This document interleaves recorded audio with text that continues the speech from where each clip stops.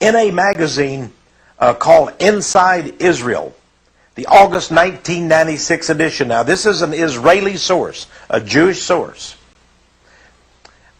It gave this fact, and by the way, this was also reported in Maariv, the daily newspaper in Tel Aviv, and by other Jewish sources in the nation of Israel.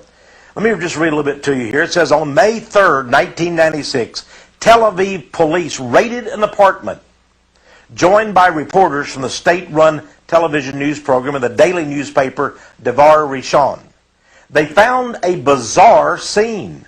The walls were covered in Latin script. Skulls and bones graced the shelves. Swords were crossed and mounted around an altar. 5 doors led to secret passageways with red blinking intruder warning lights.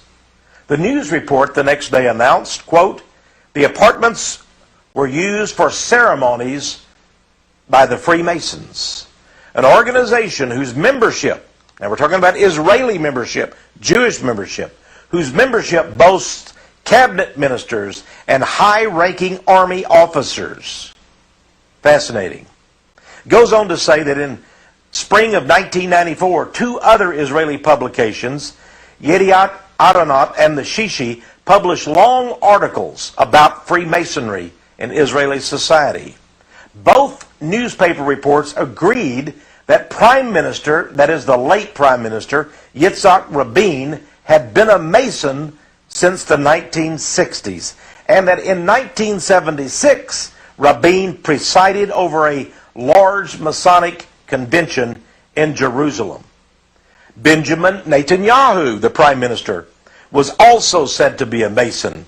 He was recruited when he was Israel's ambassador to the United Nations in New York City in the 1980s. Both newspapers observed that King Hussein, now he's a Muslim, isn't he? Yes, he is. He's an Arab. But King Hussein of Jordan had been a high-ranking and proud Mason who often traveled to London, England, to participate in secret Masonic ceremonies. Quite fascinating, isn't it? And he goes on to talk about the Masons. Here's a book sent to me by Barry Kamish called Traitors and Carpetbaggers in the Promised Land, a journal of Israel's betrayal. Mr. Kamish is a very fascinating writer. He talks in here about the Kissinger connection, the CFR connection, the Clinton connection, the